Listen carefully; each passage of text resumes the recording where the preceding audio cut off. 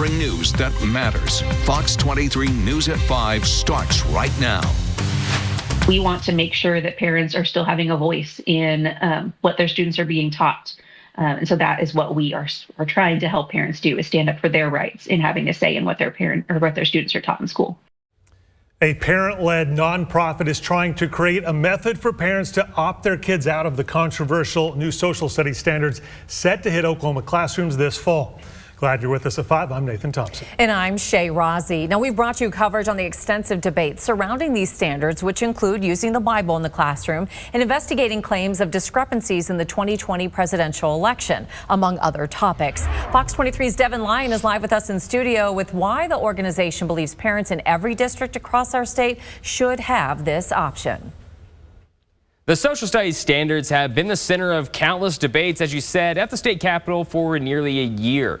Unless these standards are tied up in court, they will be taught in every public school in Oklahoma. Those I spoke to today believe parents need options for something so controversial. So we came up with these opt-out forms.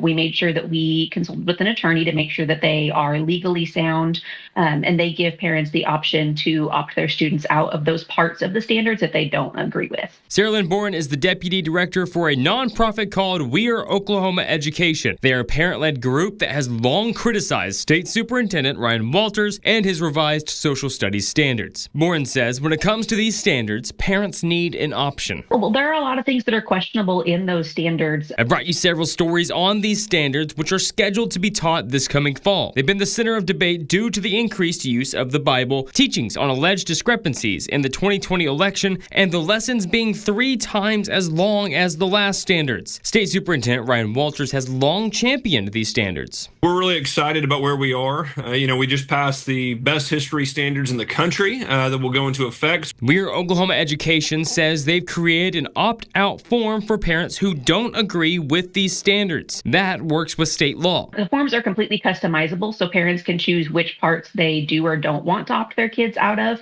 There may be standards that they agree with and then some that they don't. Similar to sex education, parents can fill out this form, give it to their school district, and then receive their next steps on how their child can meet state curriculum while avoiding parts of these standards. I did reach out to the superintendent's office on this form. He claims it's not enforceable. Quote, this group and other radicalized groups like them will never have the opportunity to indoctrinate Oklahoma students with a woke, divisive, and radicalized agenda. There is a specific process in place for parents to opt their child out of certain lesson plans if that's what they choose.